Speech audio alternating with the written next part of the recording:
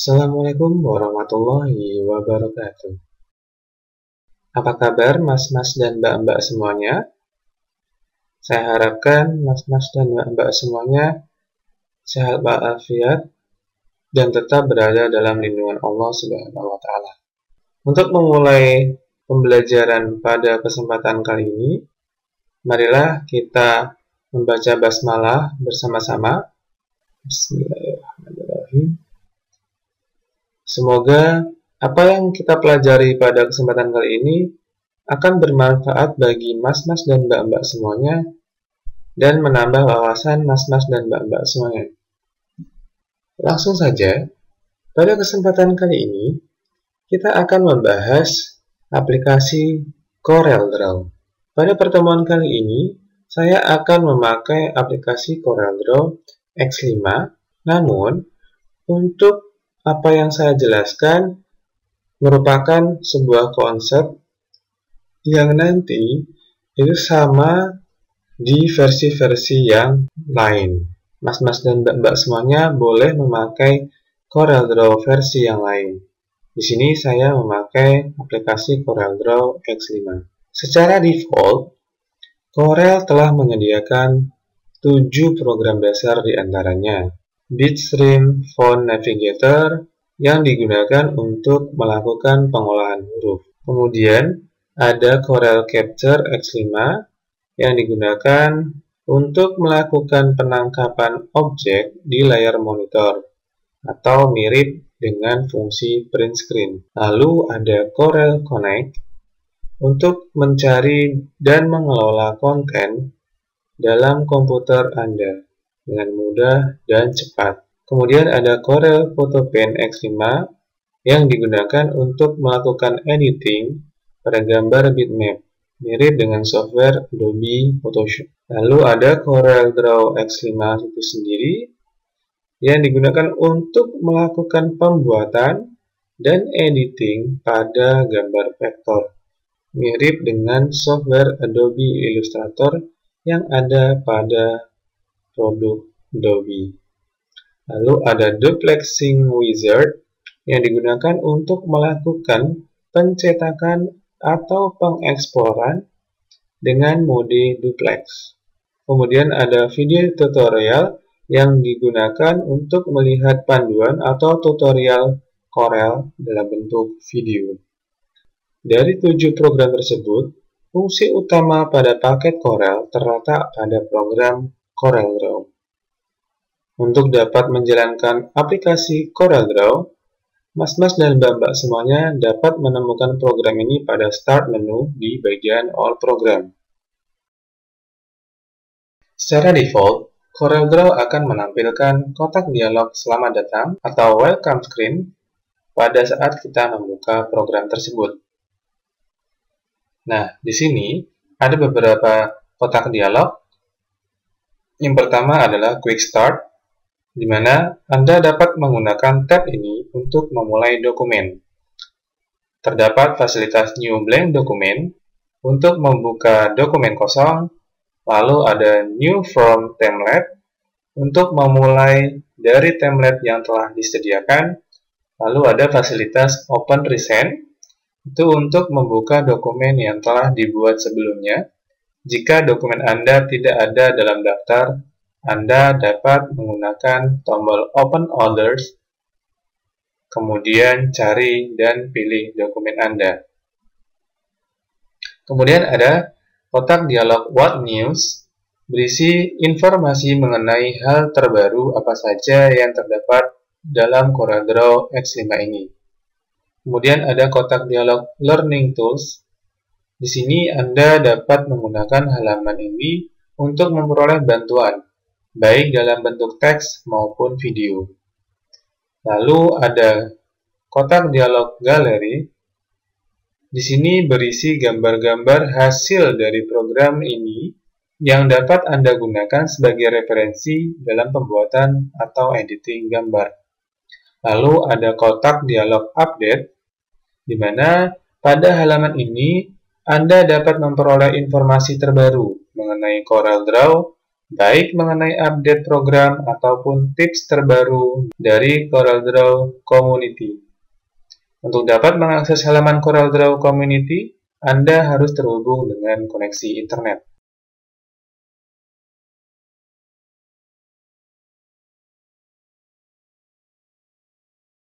Jika dokumen Anda tidak ada dalam daftar, Anda dapat menggunakan tombol Open Others, lalu kemudian cari dan pilih dokumen Anda.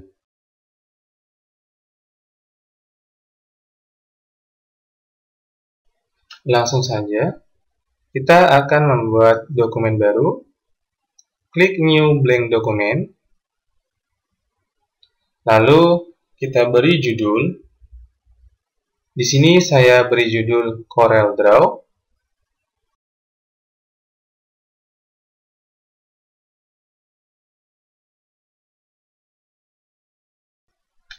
Lalu kita bisa memilih preset destination yang ada pada tampilan aplikasi CorelDRAW.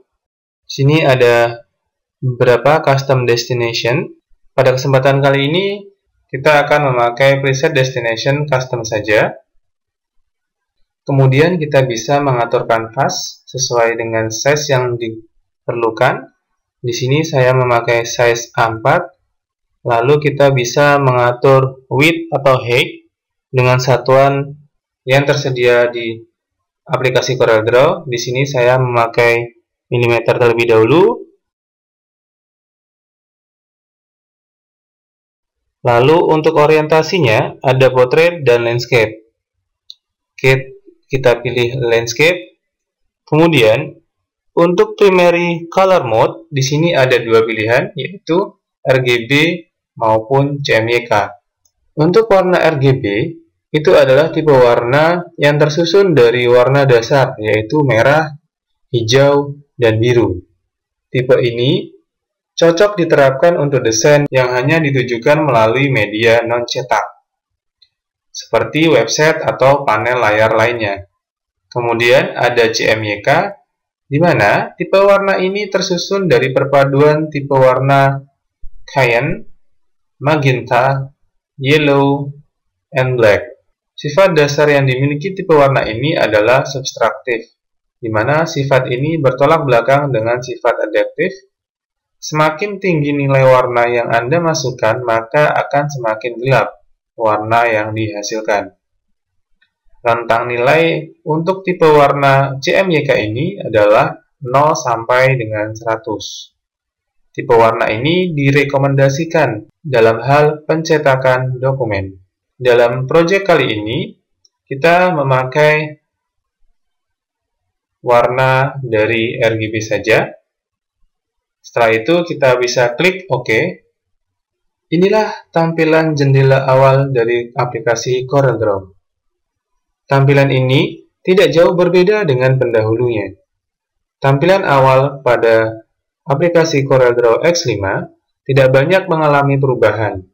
Secara garis besar, tampilan CorelDRAW X5 dapat dibagi menjadi beberapa bagian utama, yaitu yang pertama, ada title bar, di mana title bar ini adalah area yang menampilkan nama dokumen yang sedang dibuka saat ini. Lalu kemudian ada main menu, yaitu menu utama di mana di dalamnya terdapat menu file, edit, view, layout, arrange, effects, bitmap, text, table, tools, windows, dan help. Semua fungsi ataupun pengaturan dalam CorelDRAW terangkum dalam menu utama tersebut. Selanjutnya, ada standar bar. Standar bar ini adalah toolbar standar yang terdapat pada tampilan tersebut. Melalui toolbar tersebut, kita dapat melakukan fungsi-fungsi dasar seperti new, open, save, print, copy, dan sebagainya. Kemudian ada property bar. Property bar ini adalah barisan icon atau perintah yang berhubungan dengan tools atau objek yang sedang aktif pada saat ini. Kemudian ada drawing page, yang merupakan area yang dibatasi oleh garis kotak di dalam drawing area. Pada bagian ini, kita dapat melakukan proses menggambar ataupun editing, di mana semua objek yang ada dalam bagian ini akan tercetak. Kemudian ada drawing window, di mana area di luar drawing page itu disebut dengan drawing window.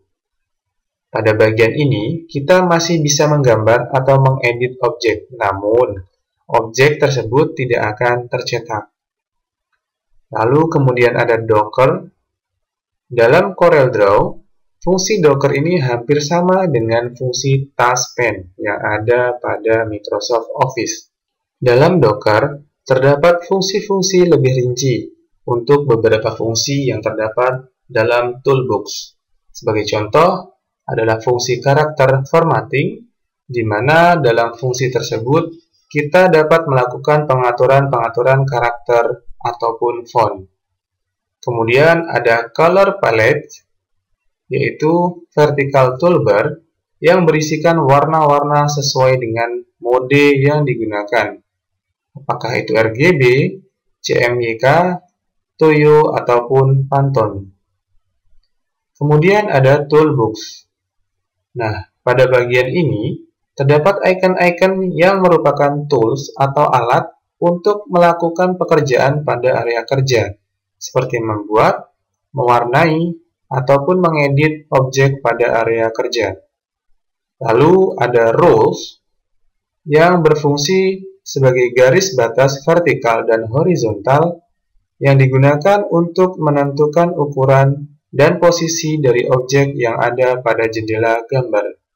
Lalu ada dokumen navigator, di mana dokumen navigator ini adalah tombol pengaturan yang digunakan untuk berpindah, mengganti nama, menghapus, ataupun menambah halaman. Selanjutnya, ada status bar, yakni dalam toolbar ini terdapat beberapa informasi mengenai hal-hal yang sedang kita lakukan di area kerja. Dan yang terakhir ada navigator, di mana navigator ini adalah tombol yang digunakan untuk memperkecil area gambar sehingga memudahkan kita dalam melakukan perpindahan pada area gambar. Untuk melakukan pengubahan pada komponen-komponen yang ada pada jendela aplikasi CorelDRAW yang telah aktif, Anda dapat menggunakan menu window yang ada pada main menu. Untuk membahas aplikasi CorelDRAW ini, kita tidak bisa membutuhkan waktu yang cukup sedikit dengan satu kali pertemuan. Oleh karena itu, mas-mas dan mbak-mbak semuanya dapat belajar secara mandiri untuk mengetahui fungsi-fungsi tools maupun komponen-komponen yang ada di CorelDRAW itu sendiri. Nah, pada kesempatan kali ini, kita akan langsung mempraktekkan mendesain grafis dengan menggunakan aplikasi CorelDRAW.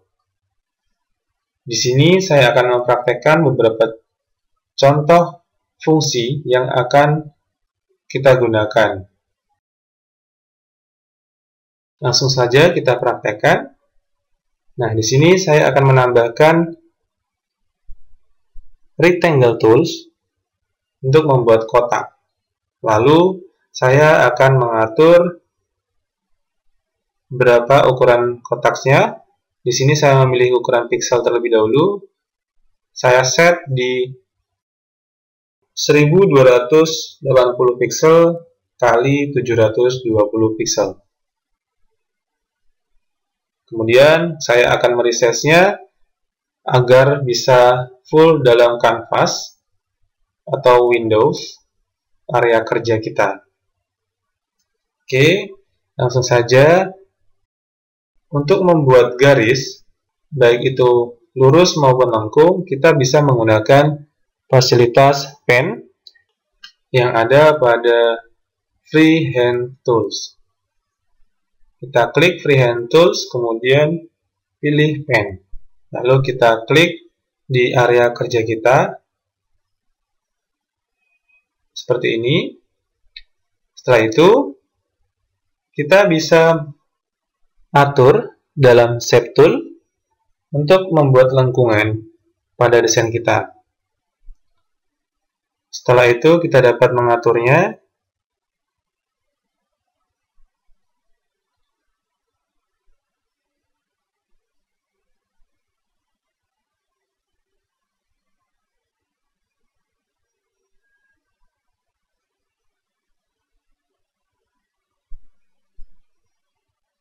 Anda dapat bereksplorasi dengan menggunakan tools maupun fasilitas yang ada di aplikasi CorelDRAW.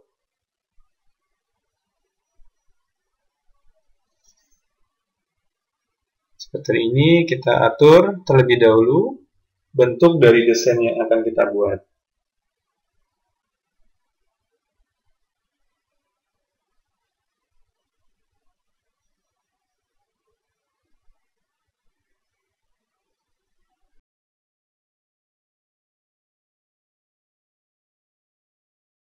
Setelah seperti ini, seperti yang kita inginkan, saya akan menggandakan desain yang telah kita buat ini dengan cara klik pada menu Arrange, lalu pilih Transform, baik itu Position, Rotation, Scale, Size, juga bisa. Nah, kita klik salah satunya. Kita klik tombol pada Position, lalu kita pilih target di mana kita menduplikasinya. Lalu klik Apply. Nah, di sini sudah menjadi ganda atau dua. Nah, fasilitas ini juga bisa kita gunakan melalui Control Copy, lalu kemudian Paste. Itu juga sama fungsinya. Oke, kita atur desainnya. Nah, jika menurut kita sudah sesuai, bisa kita klik kanan, lalu copy, lalu klik kanan lagi, paste. Itu sama fungsinya. Nah, ini saya gandakan kembali, lalu saya atur posisinya.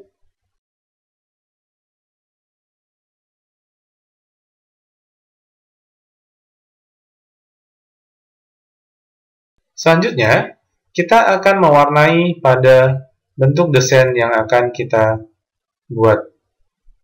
Untuk mewarnai objek, kita bisa menggunakan color palette. Untuk warna yang digunakan yaitu satu warna. Saya akan membuat beberapa warna dalam satu objek melalui toolbox Fill Tools. Lalu kemudian pilih Fountain Tiles. Lalu kita atur warnanya. Di sini saya menggunakan pengaturan custom dengan tipe linear. Nah, di sini ada dua warna, lalu kita bisa menambahkan warna lain lagi di tengah dengan cara klik dua kali pada area warna. Lalu kita bisa memilih warna yang sesuai dengan kita inginkan. Jika warna yang sudah kita pilih sesuai, lalu kita bisa klik tombol OK.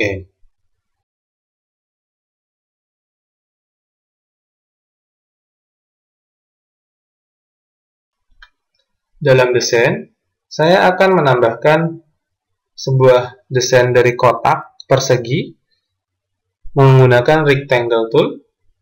Lalu saya klik di area kerja, kemudian saya sesuaikan ukurannya, lalu saya beri warna seperti yang tadi kita lakukan pada objek sebelumnya.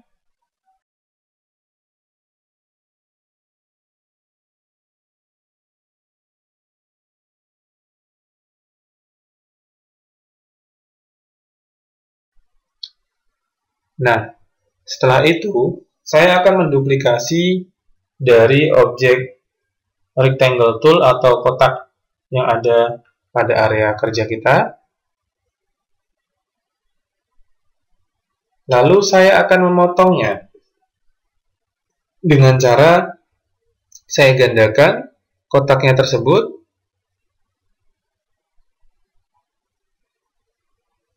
Lalu pada menu Arrange, kita akses, pilih fasilitas Shaping.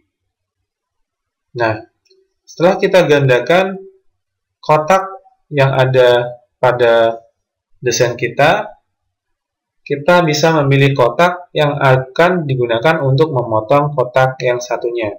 Dengan cara klik kotak yang untuk memotong, lalu pada pilihan Shaping, kita bisa memilih Trim, lalu klik Apply.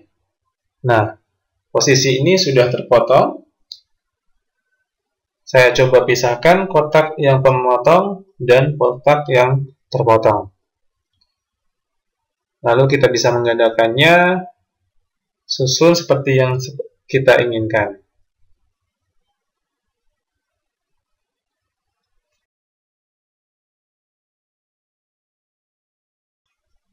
Agar desain kita terlihat lebih bagus, maka beberapa objek yang telah saya desain, saya blok semuanya, lalu kemudian kita pilih menu Effects, kemudian pilih Power Clip, lalu klik Place Inside Container, agar objek yang telah kita desain bisa lebih rapi masuk ke dalam satu kotak yang telah kita buat.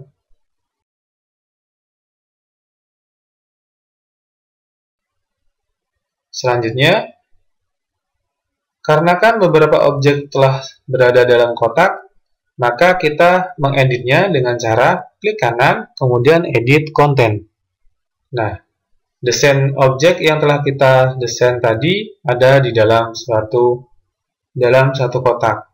Di sini saya akan menambahkan background dengan warna custom juga, dengan cara membuat kotak melalui Rectangle Tool, lalu kita pilih pewarnaan, seperti yang kita lakukan pada objek-objek yang lain tadi.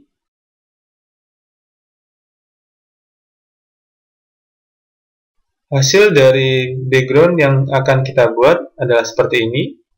Nah, di sini kotaknya berada di atas dari beberapa objek lainnya. Nah, dikarenakan tujuan kita membuat kotakan ini adalah untuk menjadi background, maka kita taruh menjadi di belakang semua objek. Kita klik kanan, kemudian Order, bisa kita pilih Behind, In Front, maupun yang lainnya. Pada kesempatan kali ini kita berikan di To Back of Layer, yang berfungsi untuk menaruh kotak pada dasar layer yang lainnya. Oke, kita bisa mengatur objek yang lainnya juga.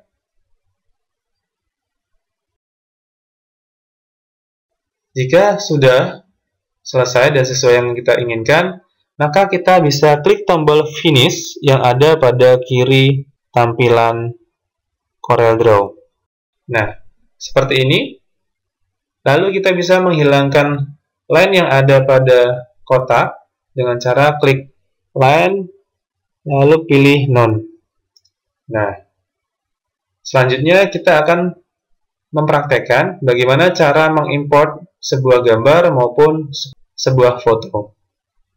Kita bisa memilih fasilitas File, kemudian Import. Lalu kita cari gambar yang akan kita masukkan. Seperti ini. Lalu kita bisa klik gambarnya 2 kali maupun klik gambar lalu Open. Kita bisa klik pada area kerja kita. Nah, akan tertampil seperti ini. Fasilitas import ini juga bisa kita lakukan melalui cara kita pilih foto yang akan kita importkan, kemudian kita bisa klik kanan lalu pilih copy, dan pada area kerja CorelDRAW kita bisa memilih klik kanan lalu paste. Maka foto yang kita akan importkan akan tampil di area kerja aplikasi CorelDRAW. Nah, cara lain untuk mengimport foto, yaitu klik kanan pada area kerja kita, kemudian klik import. Lalu kita pilih gambar yang akan kita importkan atau kita masukkan ke dalam area kerja kita, lalu klik pada area kerja kita. Nah, seperti ini. Lalu kita bisa sesuaikan ukuran gambarnya. Bisa kita tempatkan sesuai dengan yang kita inginkan. Selanjutnya, kita akan menambahkan teks dengan menggunakan text tool. Klik text tool, lalu kita bisa klik pada area kerja kita, kemudian kita bisa mengetikkan teks yang kita inginkan.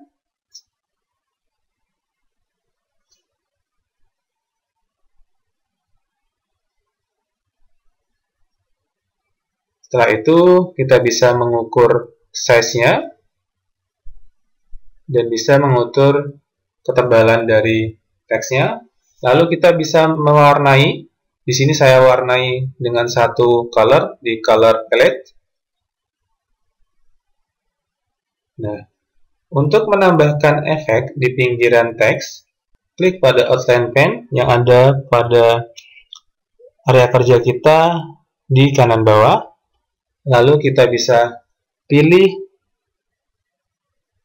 line, ketebalan line, lalu kita bisa memilih warna line itu. Nah, di sini sudah terlihat hasil dari desain yang telah kita buat. Nah, pada kesempatan kali ini saya cukupkan untuk mengedit desain seperti ini. Kemudian kita bisa melihat hasil dari apa yang kita buat ini dengan format yang lain, JPG, PNG, PDF, dan yang lainnya. Dengan cara klik menu File, lalu pilih Export. Kemudian kita bisa memilih format filenya, bisa PDF, JPG, PNG, maupun yang lainnya.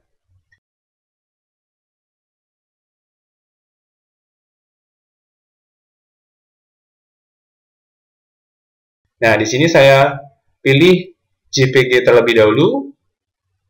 Kemudian kita bisa klik tombol OK.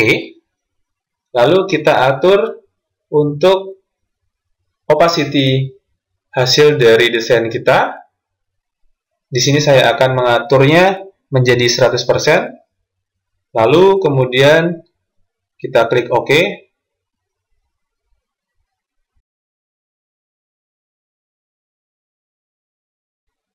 Kita akan coba dengan format lain, yaitu klik File, lalu klik Export, kemudian kita pilih format PNG. Setelah itu, kita bisa klik OK. Hasilnya akan sama. Untuk menyimpan desain dari aplikasi CorelDRAW ini, kita bisa klik File, kemudian Save, lalu pilih format dari aplikasi CorelDRAW yaitu CDR, lalu kita bisa pilih versi dari aplikasi CorelDRAW yang akan dihasilkan dengan format CDR-nya. Lalu kita bisa klik Save. Nah, seperti inilah hasil dari desain yang telah kita buat dan kita praktekkan tadi. Inilah desain yang kita hasilkan dengan menggunakan aplikasi CorelDRAW. Pada pertemuan kali ini, kita cukupkan sekian saja. Pada kesempatan kali ini, cukup sekian yang dapat saya praktekkan ke dalam aplikasi CorelDRAW. Pada kesempatan lain, mas-mas dan mbak-mbak semuanya dapat mengeksplor dan mendesain seperti yang mas-mas dan mbak-mbak semuanya inginkan melalui aplikasi CorelDRAW ini. Di sini tidak akan kita bisa bahas semuanya, sehingga diperlukan waktu untuk praktek sendiri untuk mas-mas dan mbak-mbak semuanya. Cukup sekian dari saya. Semoga materi yang telah saya sampaikan pada kesempatan kali ini bermanfaat. Selamat berkreasi. Assalamualaikum warahmatullahi wabarakatuh.